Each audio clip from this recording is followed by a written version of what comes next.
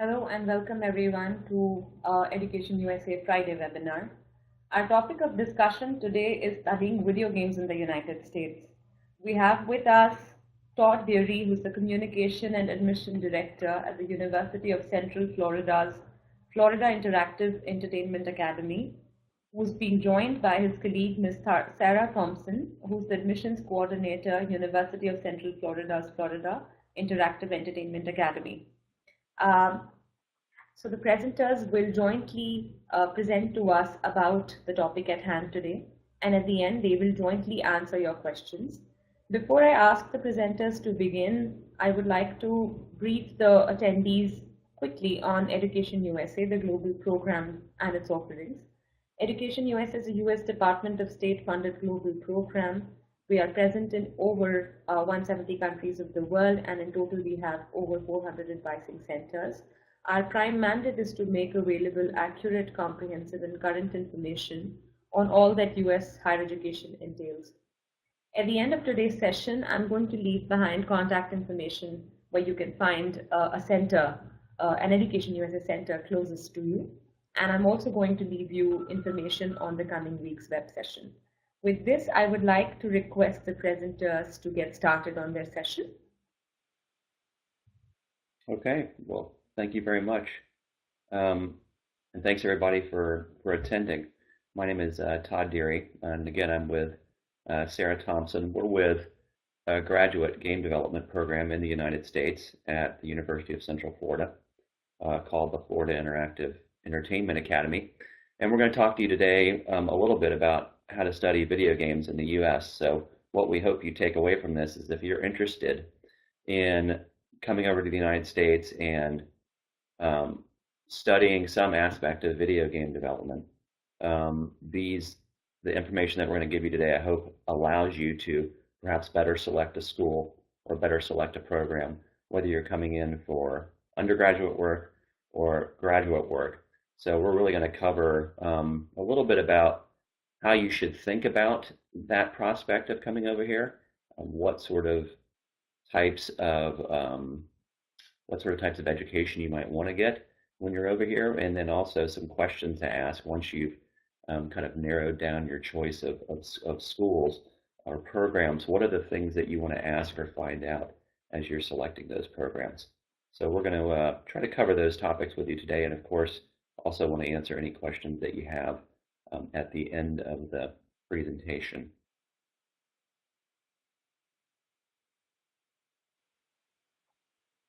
Okay, so I'll introduce myself and then have Sara introduce herself. My name is Todd Deery. I'm the Communication and Admissions Director here at FIA, and that's just the acronym, the shorthand for what we call our program again, which is the Florida Interactive Entertainment Academy.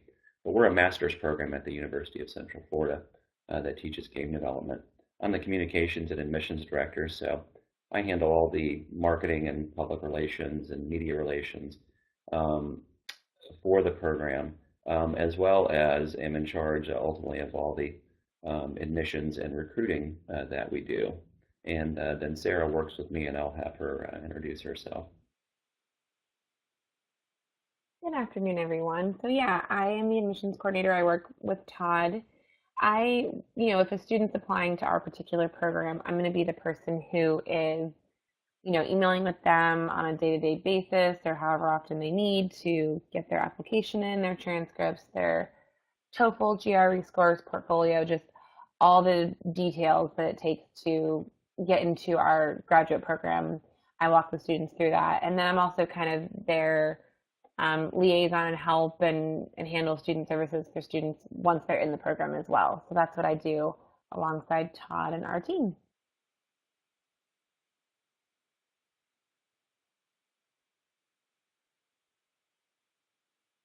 Okay, Sara. So go ahead. Sorry. Okay.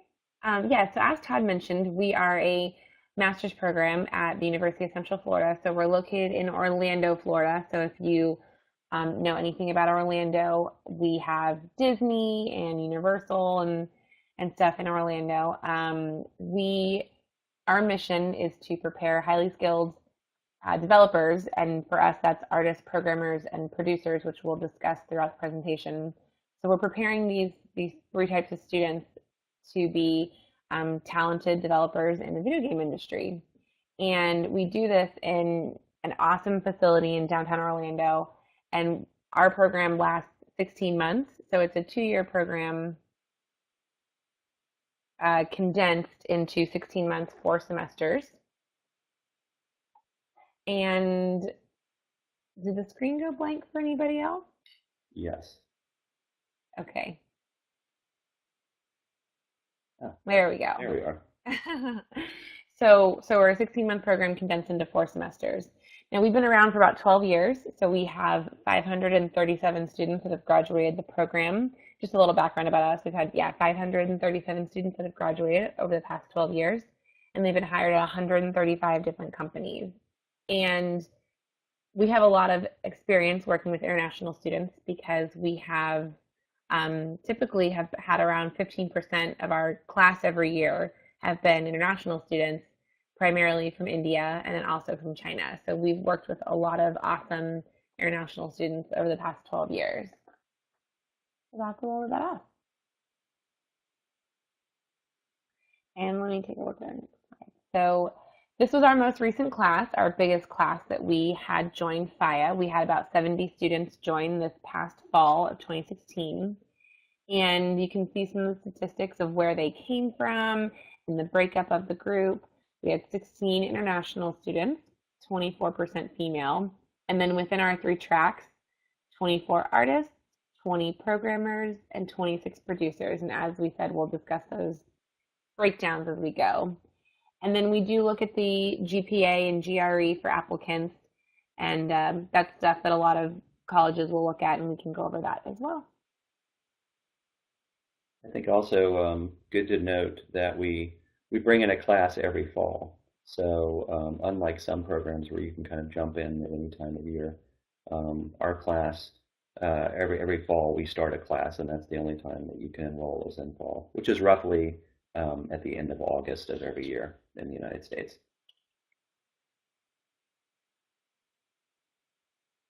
Okay, if you are considering coming over to the United States and studying video games, there's really the first place you should really start is with yourself, and that is to kind of think about what type of student you are and what your interests are.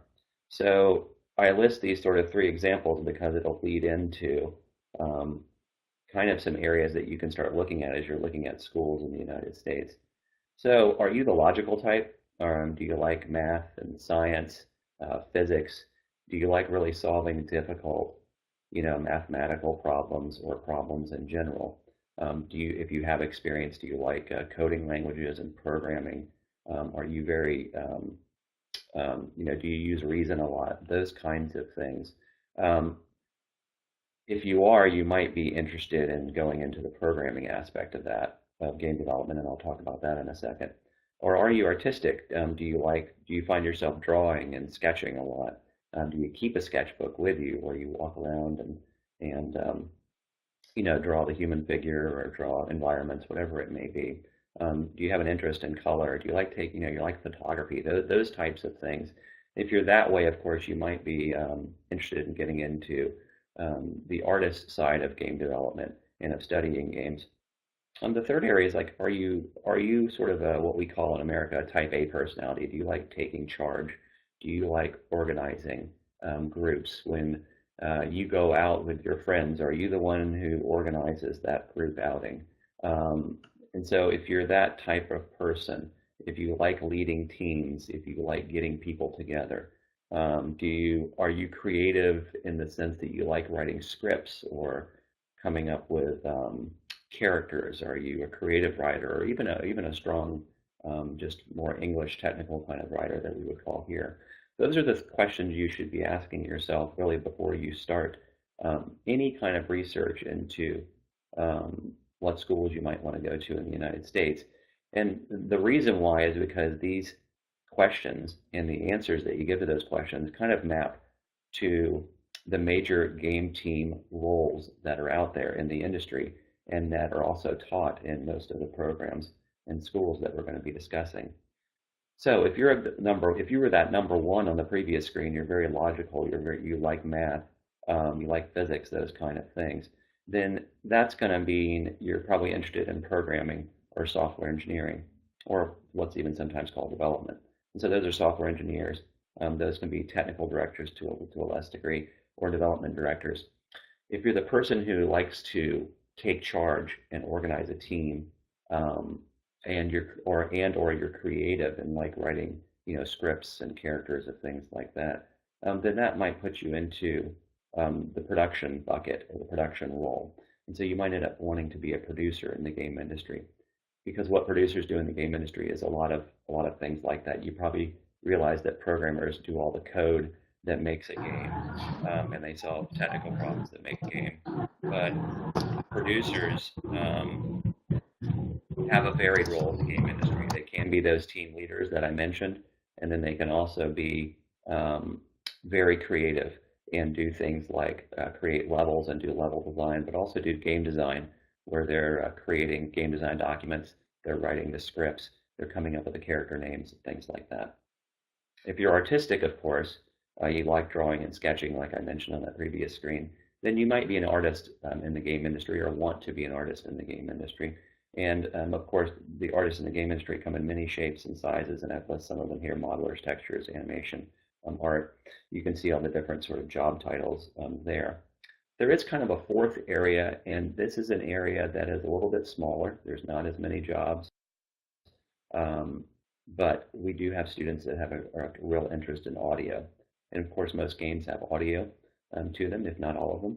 And so there are audio engineers out there. So if you do have a real interest in music and making music or sound effects, voiceover, those kind of things, this could be an area that you could look at as well. Now, in our program, just to kind of reiterate, we have 3 specializations, and those 3 specializations, as you can probably already tell, adhere very closely to the specializations that I just mentioned that are in the game industry. So we have a production track at FIA.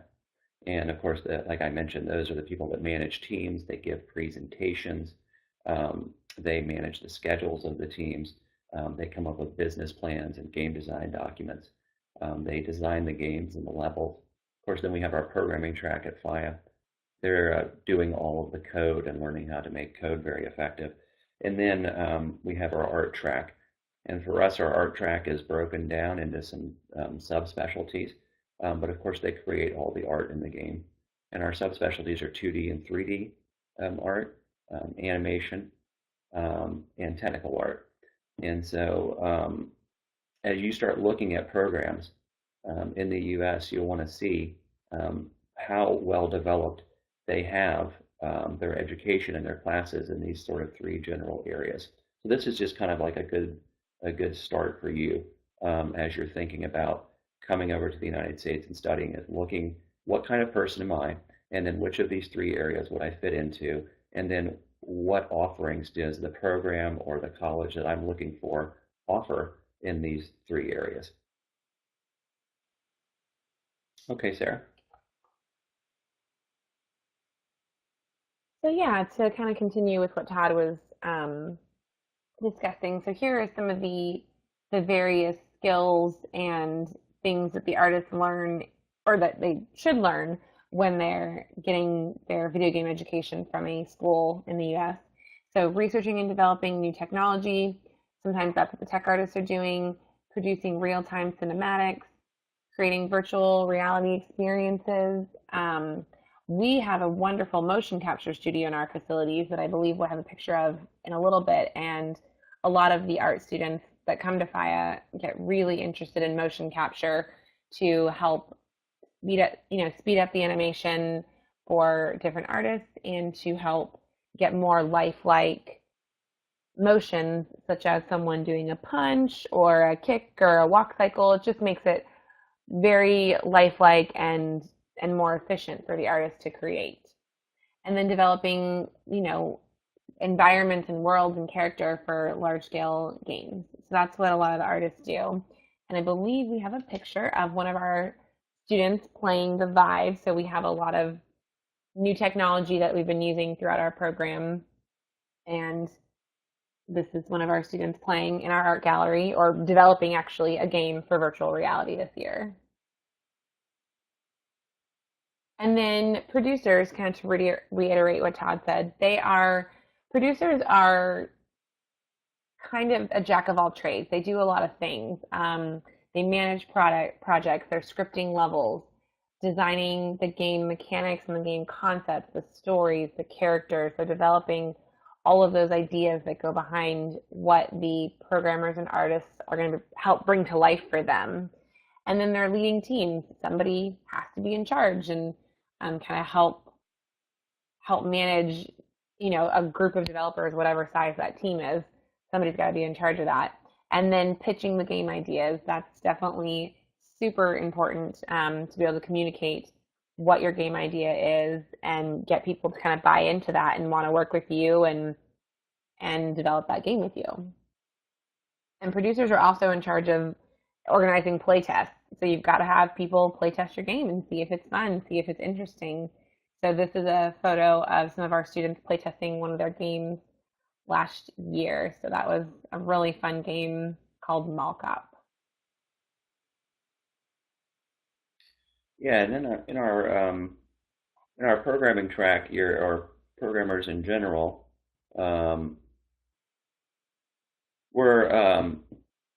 you want to look for, and what we do at FIA is programming in C++. That's really important because most large games are programmed in C++. So that's a language that we look for, and that's a language that the industry looks for. So that would be one of the things I would suggest that students ask about the programs is what languages do they use in the program? What languages will you learn? And hopefully C is one of those languages. You're also going to be learning some real game design patterns that are very common in the game industry, object-oriented programming, for example. And you're going to really learn how to optimize your code for different game platforms, as well as for programming on the PC. Obviously, the program and any program really should try to prepare you for as many different platforms and outcomes as you may be doing when you're out in the industry. You're also going to learn some other more specific stuff, a little bit about shading and optimization, and you're also going to be creating your own, at least in FIA, in our program, you're going to be creating your own data-driven game engine while you're in the program.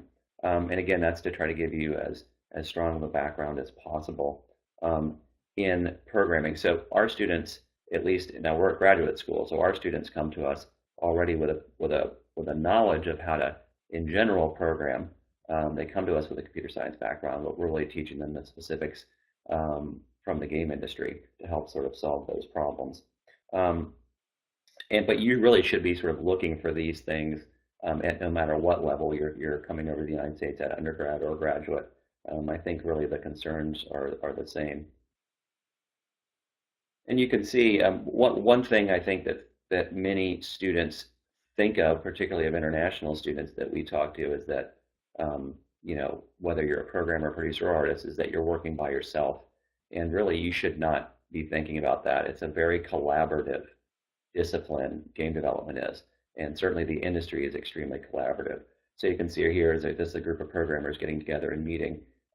When you're working on games, even as a programmer, of course you're doing some work by yourself at times, but you are really working with other people a lot. And so you want to know that going in, and you also want to pick a program that puts you together with other students, pretty frequently. So I think if you're thinking about going into one of these sort of three tracks, what are some common undergrad majors? What are some majors that you should be looking at in these schools in the United States? And we're going to start with production. So we mentioned that producers do the most. They do the widest variety of things, and as a result, they come to us, and they come to us with the varied backgrounds and very different backgrounds. So we get students that come into our production track at FIA with undergraduate degrees from U.S. schools and from foreign schools in a whole bunch of different backgrounds. Some of them technical, like digital media or even computer science. But a lot of them, what we call in the United States, sort of liberal arts degrees. So those can be everything from psychology to game design, English, theater, speech, technical writing, business, those kinds of backgrounds. And that's because producers have to be able to communicate really well. Now we do have a technical production track, and those students are a little more technical, so they're sort of like part programmer and part producer. But in general, we see all sorts of different backgrounds that come into the production track, depending on what kind of role in the producer world they want to play. And again, just so you can see some of the undergrad majors that you could typically, if you're coming out of the United States as an undergrad, could pick up and do. Or if you're a graduate student, maybe you have one of these majors under your belt already. But this is the kind of backgrounds that we see students coming into our program with and doing really well.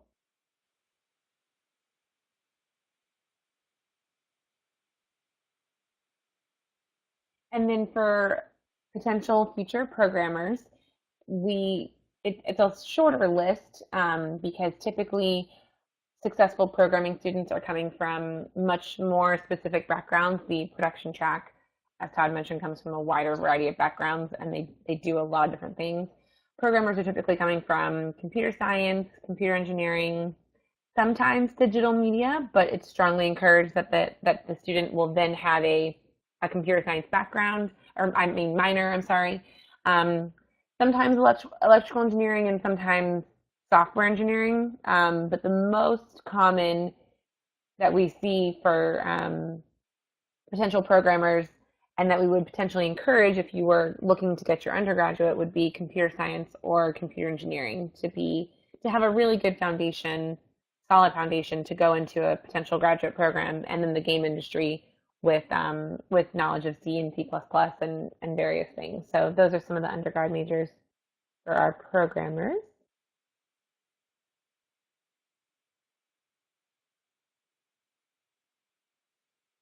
And then for the art students, again, a broader list because as Todd mentioned a couple minutes ago, the artists do a lot of different things from 2D art to technical art to animation to 3D art. So various undergraduate degrees in art, all of these listed could be something that would give you a great foundation.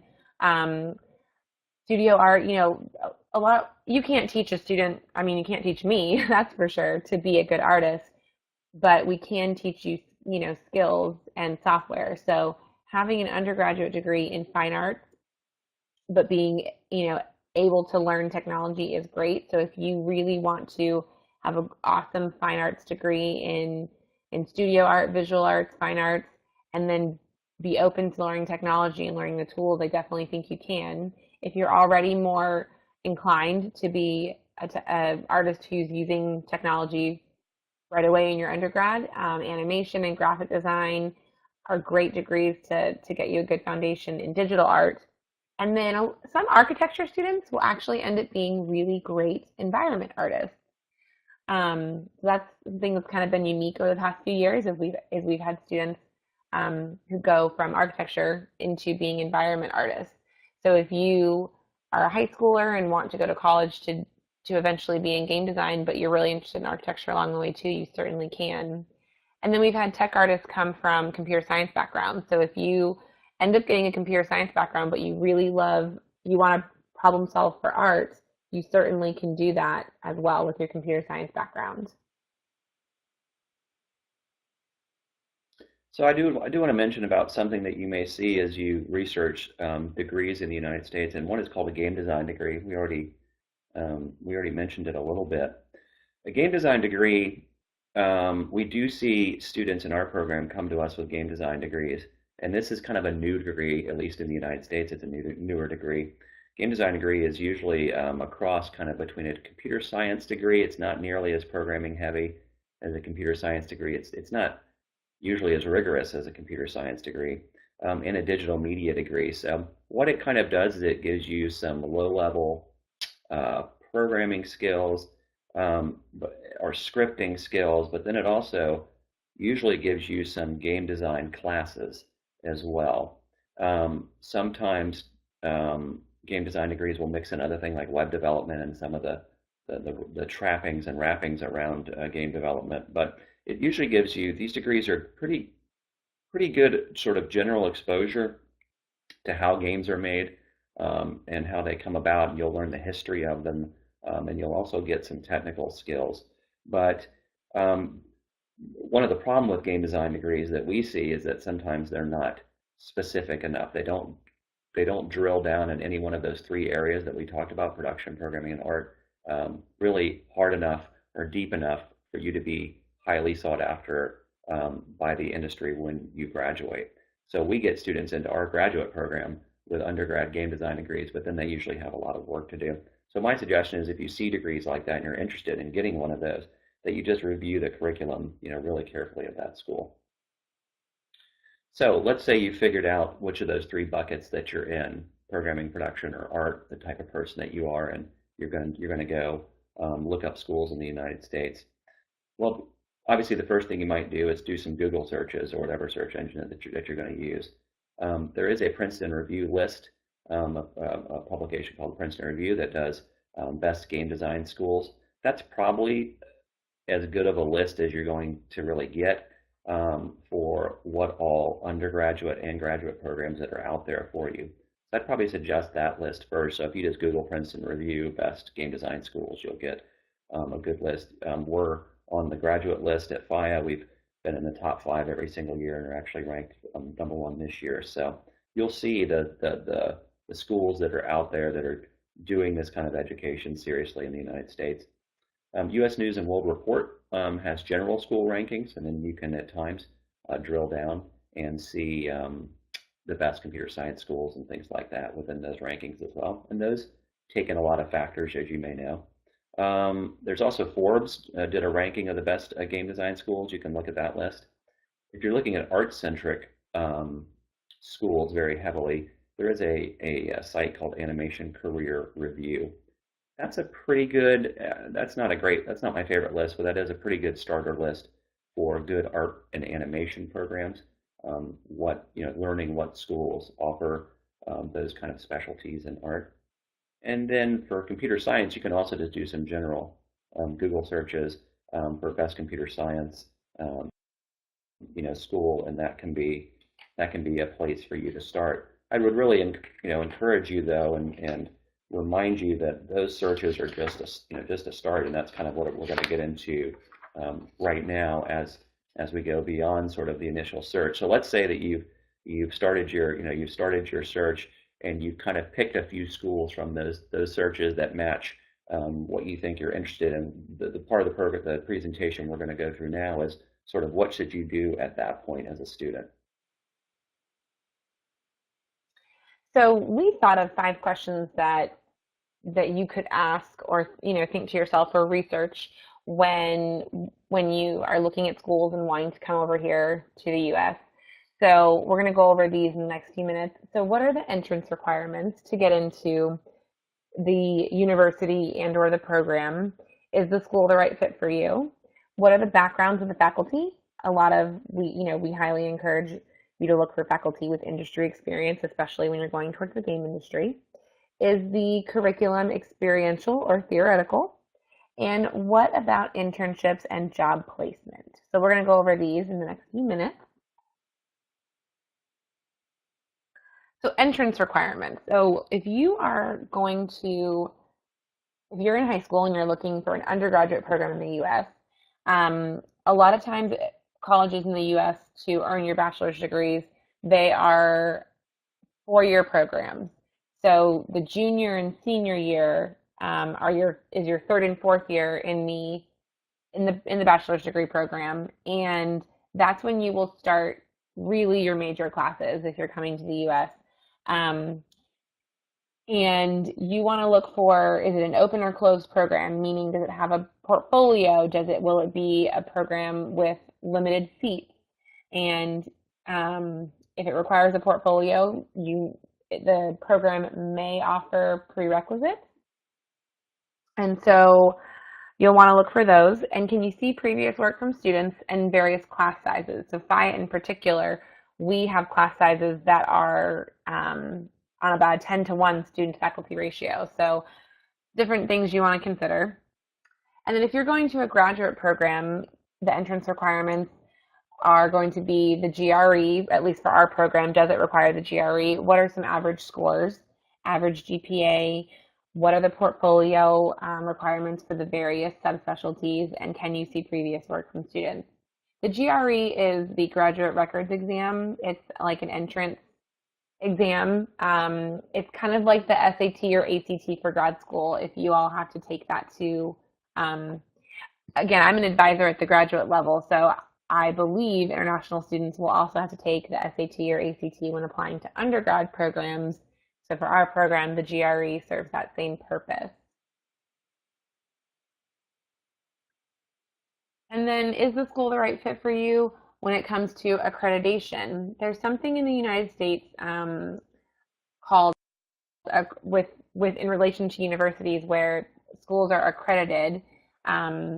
This means they have to go through a series of paperwork and review by a regional or national body to have them present to students who are looking at the schools that they are offering degrees that are either traditional bachelor's degrees or more vocational schools. So in the US, accreditation is really, really important. There's 6 accrediting bodies that you can look at here on this slide. UCF, where we are that we're a part of, is SACS accredited.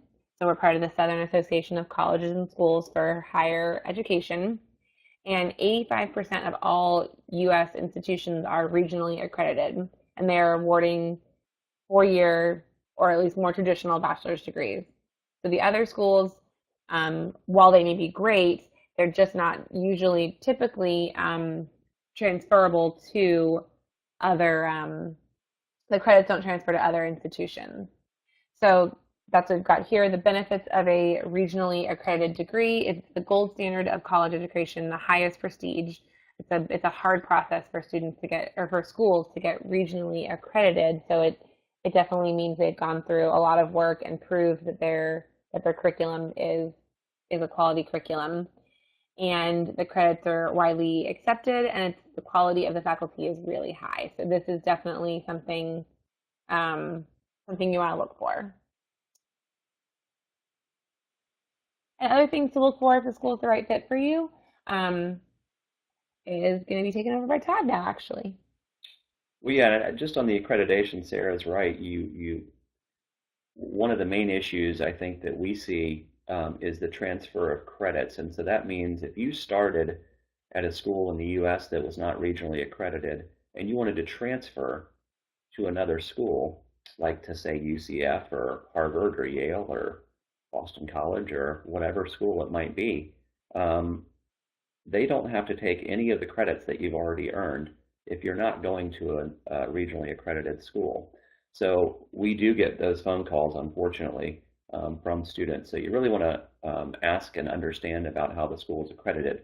Now, if you are looking at a big school, like I mentioned, a Boston College, a University of Georgia, University of Florida, UCF, those kind of big universities, those are all going to be regionally accredited.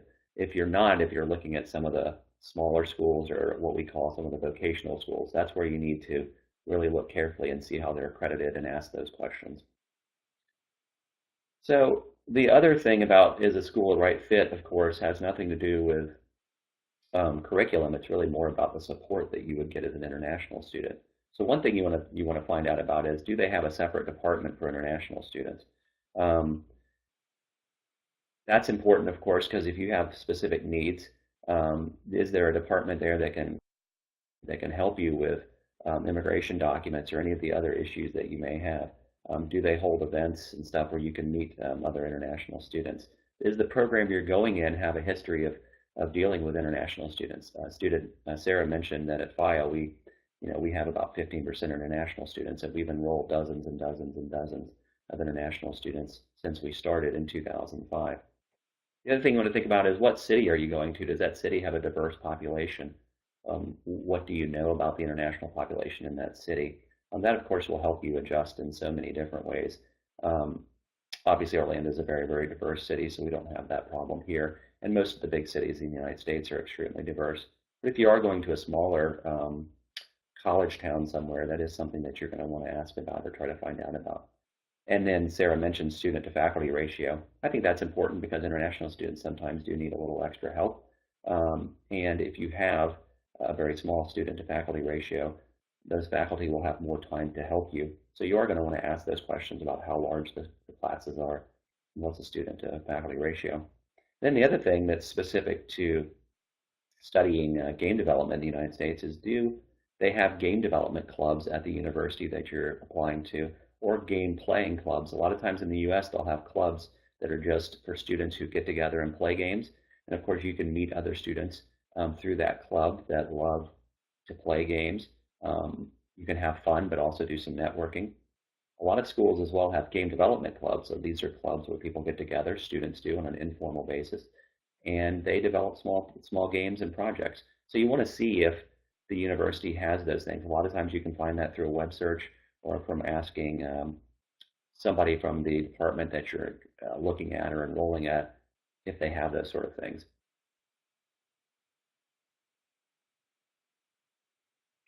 And you can see here, this is just a photo of our graduation party that we throw for our students, and it's just a way of one of the many ways that we do of making our students feel at home and feel a part of what we're doing here at FIA. Also, just a quick shot of what a typical schedule for us. And as you start looking at classes and curriculum in either undergrad or graduate, hopefully that program can kind of give you a sense of what your schedule might be and how your classes would overlap. That is something you want to think about, and a lot of students don't think about that. Is just sort of how will their daily schedule play out? Are there days that the program does not offer classes that'll provide you time to do homework and get caught up? Those types of things. At FIA, we don't offer any classes on Friday, and we allow those days, those Fridays, for team meetings and for the students to get together and meet, and for students to get obviously their homework done and things like that. One really important thing are the faculty backgrounds, we believe. So as you're investigating programs, you really want to look at what the faculty backgrounds are. And I think, as Sara mentioned, you want to look at this a little bit differently than you might normally think to. You want to look on school websites for faculty bios and backgrounds. And if you don't find them there, you want to ask the people at those schools and in those departments that you're looking at about the faculty bios and backgrounds. And you really want to look at is how much real industry experience do they have? Have they ever taken a game from concept to completion? Have they worked for any recognizable studios? Have they shipped any titles, game titles that you recognize? Any rides? Have they worked on films or commercials? Entertainment products? And how recent is that work if they have? This is really important for a number of reasons, and this is the type of faculty that we hire at FIA. But not all programs do this, and you can see the experience of our art faculty and production faculty and programming. All of our faculty they've led studios, they've worked on products like FIFA and Madden football and Spider. I mean, just across the board, they've done Super Bowl commercials, they've done games and films. Collectively, they've shipped more than 60 games and films. That's really important because the game industry does not expect to have to train you to make games when you start. They assume that you're going to be ready to go. And the only way that that's going to happen is if you're being taught by faculty who know how to develop games, who have had that experience doing that. And so once you look at that faculty background, you want to see that they have industry experience. The next thing you should really be looking at is how experiential or theoretical the program is. And that means, are you going to learn by doing? How hands-on are the classes? And so you want to look for a curriculum that's very project-based. That means if you're coming in and programming, that you're working with programmers, producers, and artists on projects to learn how to, and making those projects and finishing those projects. So how hands-on are the classes? Instead of just sitting around and hearing about them, hearing someone lecture on them, are you working on games and projects, interactive projects yourself?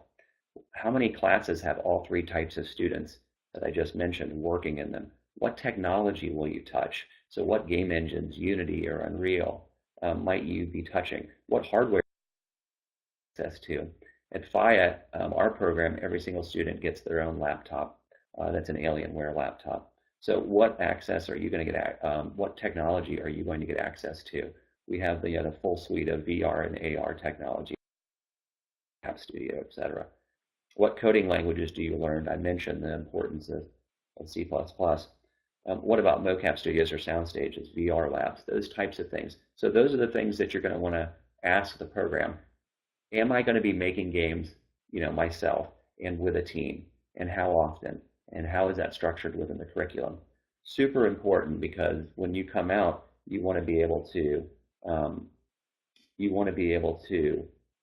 have experience and have a portfolio that really shows that you've made a lot of projects.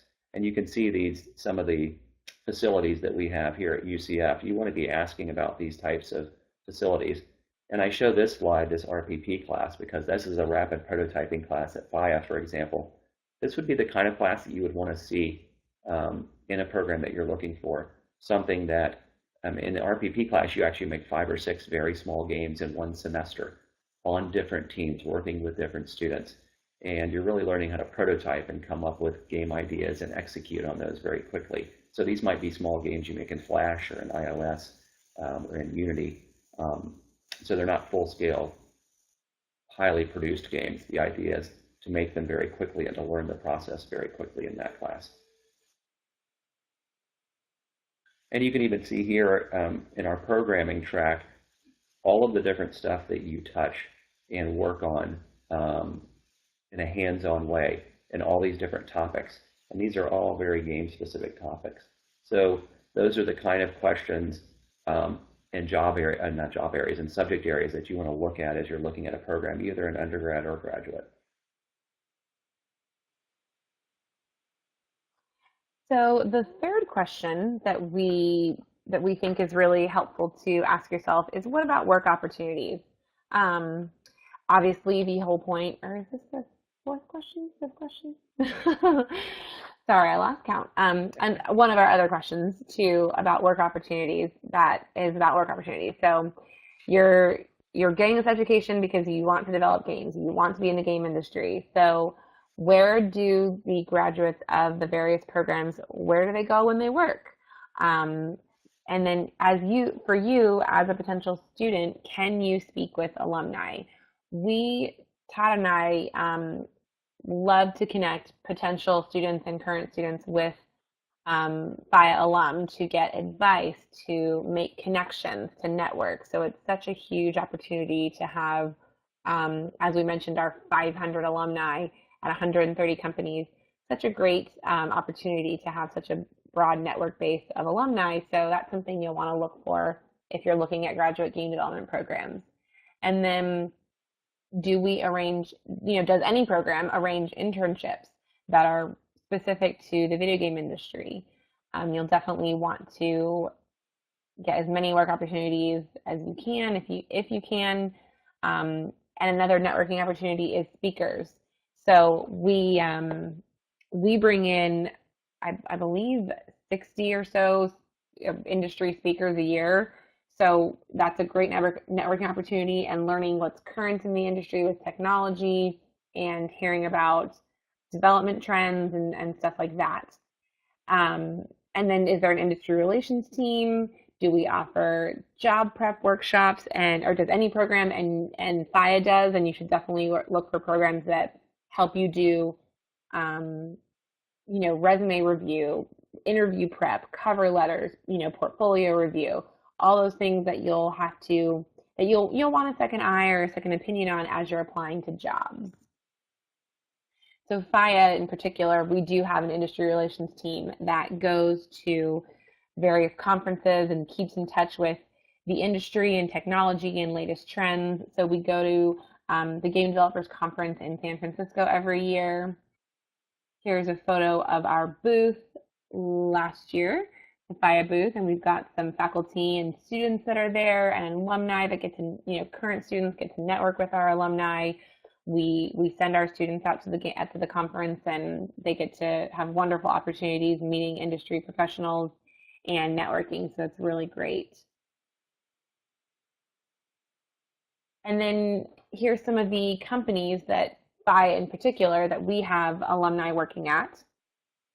probably a lot that you recognize, a lot of game studios, some military simulation companies and new media companies, but a lot of game studios that you might recognize.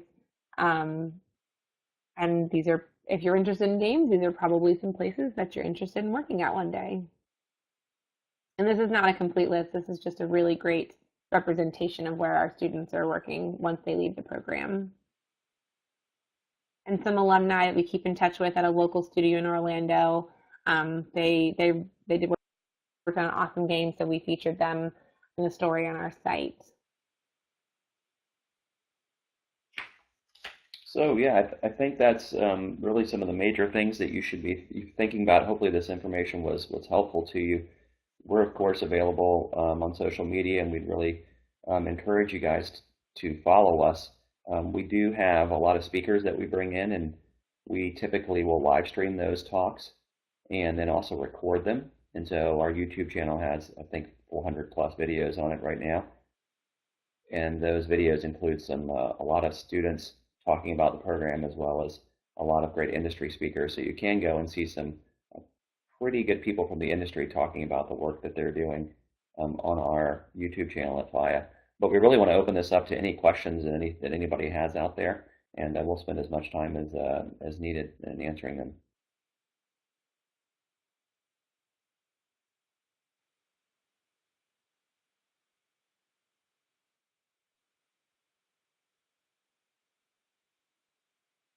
So the question is, can we transfer to UCF after completing 2 years of undergraduate study here? UCF does have a transferring program with two of the local community colleges, Valencia and Seminole State, and they call it Direct Connect. So they'll earn their associates, their 2-year AA or AS degree, and then be able to transfer directly to UCF. As far as coming from an international student coming from India and transferring after 2 years, I don't think it's a transfer necessarily. I do think you would still be going through the application process. You would just be applying for your junior year, and then UCF will complete a degree equivalency and see what classes you've completed. And you may have to, there's a chance you may have to repeat one or two classes that didn't match, or you may have to take some prerequisites that will then get you started into your final 2 years at UCF. So that is something that's actually handled through UCF's undergraduate admissions. So their website would be admissions.ucf.edu, and they would be most best equipped to assist you with that question. But I believe that's how it would work, is you'd apply like normal as opposed to an easier transfer. You'd have to apply, but it still wouldn't be terribly complicated. Thank you.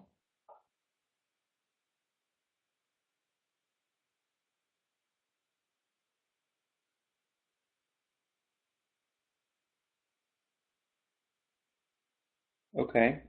So the question is that this person studied psychology and has working in theater right now, and they like to create characters and scripts. So they're asking if their best fit is the production area, and then the funding options that are available. I think I'll handle why don't I handle the production part, and Sarah, you handle the funding part if you want. So definitely, I would say somebody with your background in psychology and theater, production would probably be your best area. We've actually had students with both of those backgrounds, psychology and theater, that have done really well as producers, because a major part of what producers do is they have to get up in front of people and speak and give updates on their games, where they are, talk about the progress that they've made, talk about the vision of the game. And so your ability to do that would obviously be enhanced by your theater background. The fact that you create characters and scripts also would help you in production, because that is one of the roles that producers do. They a lot of times come up with the game design, the worlds of the game, the characters of the game. And the fact that you studied psychology might help you manage your team really well. As you guys might suspect, programmers and artists think very differently. And so the fact that you have a psychology degree might help you sort out the different people on your team and help them to communicate and collaborate better. So then in regards to funding, there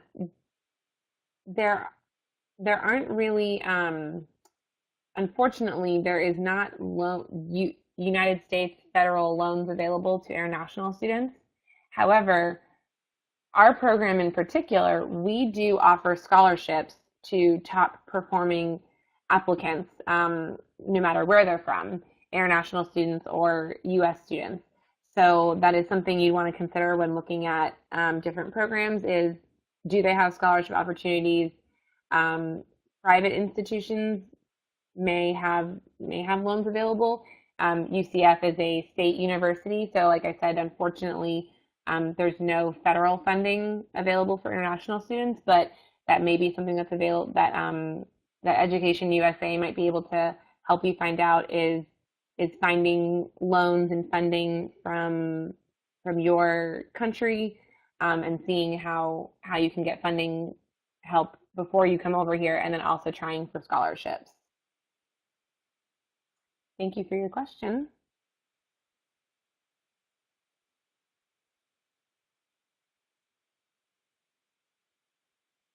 Okay, so this person said, I missed the beginning of this webinar. What graduate areas of study are tailored for game development, and what type of undergraduate study might help me achieve this?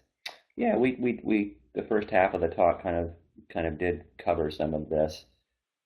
Basically, what you're looking at is sort of three different areas. You want to look at production, programming, and art, and figure out which of those three areas in general you kind of fall in, whether you consider yourself an artist, a programmer, or a producer. And then as you go through that, if whoever just turned those slides, if you go another slide or two farther, I'm going to get, I've got it now. You'll want to look at the undergrad majors on this slide deck, and you'll see the majors that typically feed into those three tracks. So to answer your question of what type of undergraduate study might help me achieve this, if you're interested in production, this is the type of backgrounds you might want to go into. If you're interested in programming, you'll see here, these are the types of backgrounds you might want to have as far as an undergrad major. And if you're interested in art, these are the types of backgrounds. So I would say refer to those three slides. I think these slides will be made available afterwards, or I certainly hope so, and take a look at that. But that's basically how you want to think about it. The three general areas, art, programming, or production, and then look at those. And this is not an exhaustive list of undergrad majors. We do have students that come to us and students that are successful with other majors, but this is just kind of in general what we see the most of.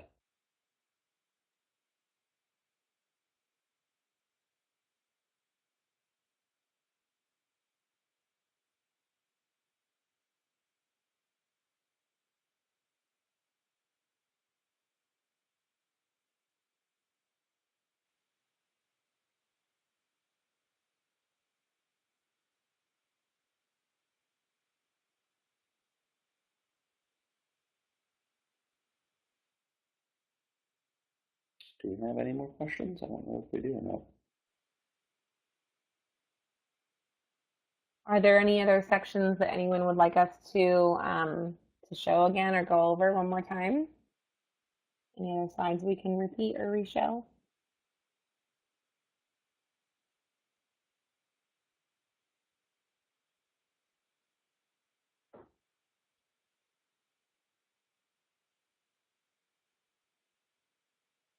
Looks like there's a question, do you offer any graduate programs, if I'm reading this right?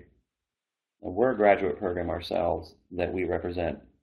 You're correct, okay. So do you offer any graduate programs? Well, we're a graduate program ourselves at UCF, of course, the University of Central Florida. We're the second largest university in the United States, and we offer dozens and dozens of graduate programs as well.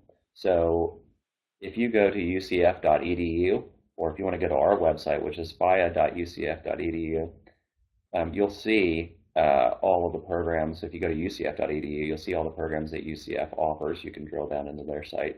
If you go to our site, which is fiea.ucf.edu, you'll see our graduate program there.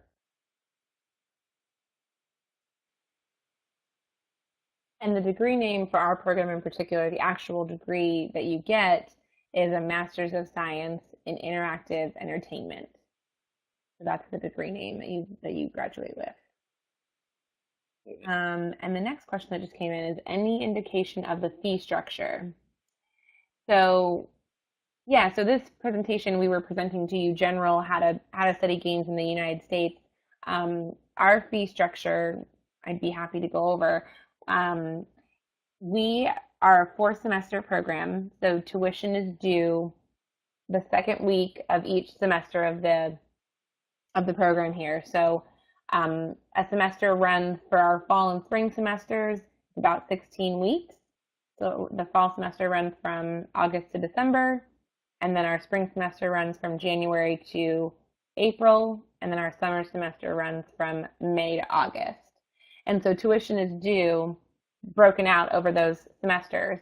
And for an international student, the tuition is $57,500, and that's total for the whole 4 semesters.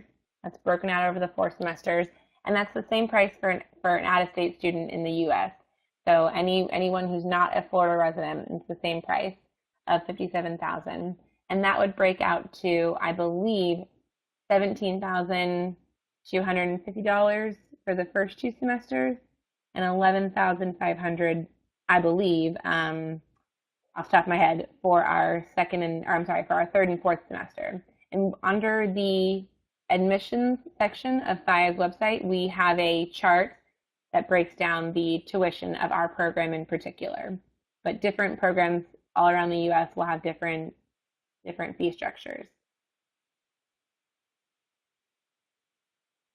Thanks for your question.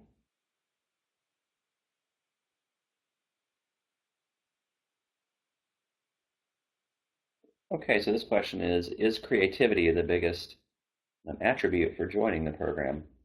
At FIA, it's one of them, but it really depends on the track that you're coming into and the kind of person, sort of that you are. So if you're coming into the art track, for example, creativity will be a bigger factor than if you're coming into the programming track or the development track as a programmer. So it really depends on the track that you're coming into.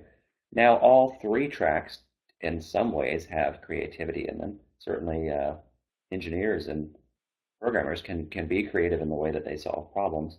Producers are also very creative when they come up with the game design ideas and the characters and things like that. So creativity is probably not the biggest attribute, but it certainly helps to have. We have to have creative people in the program in order to make interesting and fun games. That is for sure. I would say, frankly, the biggest attribute for joining a program like FIA's is probably your work ethic. How hard are you willing to work? How good of a problem solver are you?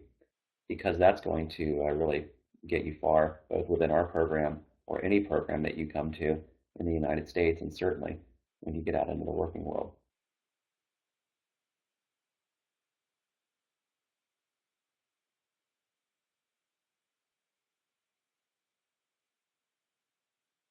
So the question is, can you please repeat the name of your graduate program so I can note it down? Sure.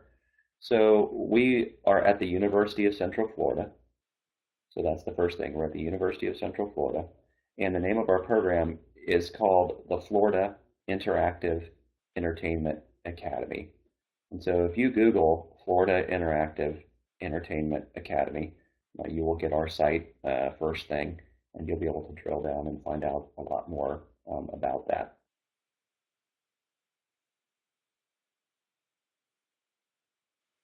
You can see our website is on this screen is up at the top, which is www.fia.ucf.edu. And then there's also an admissions email that's there. And then you can see all of the social media accounts that we have as well.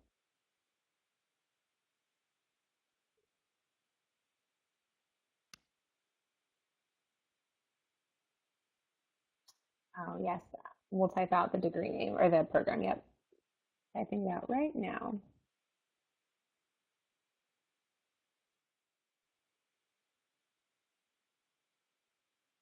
Oh, Sarah, are you typing that out? Okay, Yeah. very good. Yeah, thanks.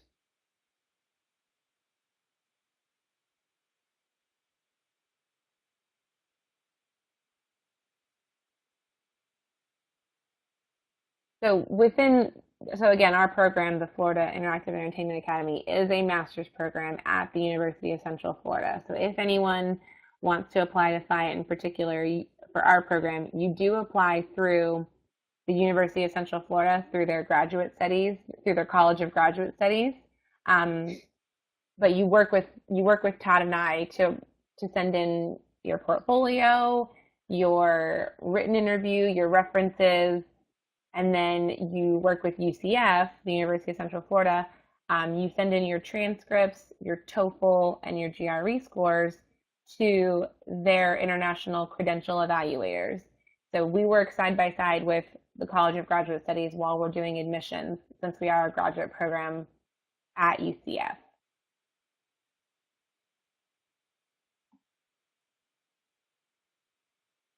Are there any other questions?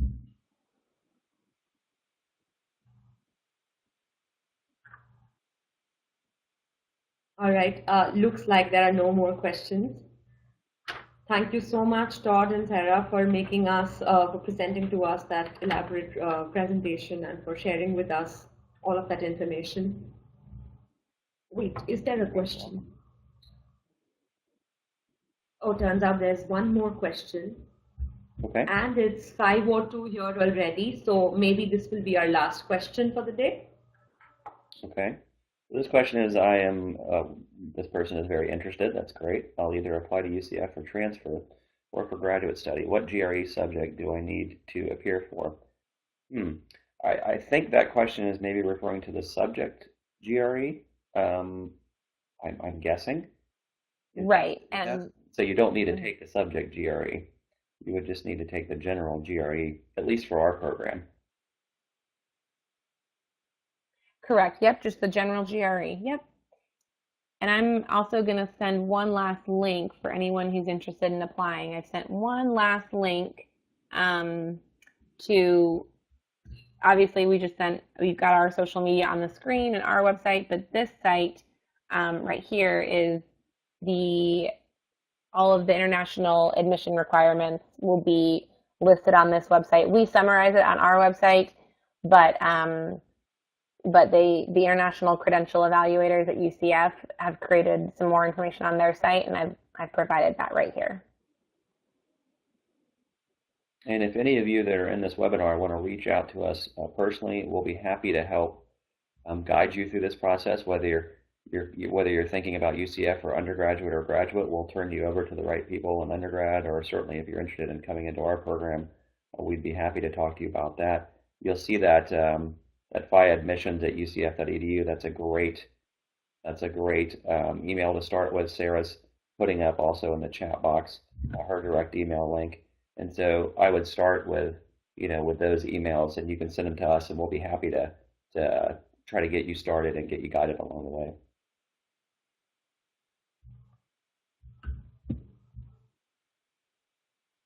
Well, thank you all so much. Great. Yeah, thanks again, you guys, for being with us today. Some students had logged in late, just for them. Just so you know, the session was recorded and it's going to be made available on our YouTube channel at the end of this month. So you can find access to this information all over again. But then again, you have contact information of Sara and Todd, so should you feel the need, please reach out to them for further details. Also, some students had detailed questions on financial aid availabilities outside of what the colleges have on offer. I would like you to draw your attention towards our coming week's webinar, which is directed towards this topic in particular. We are discussing international financial aid and scholarships. So maybe you'll find information on additional avenues to fund your education in the US. Thanks again, everyone, for being with us today. I look forward to seeing all you guys again for our coming week's webinars.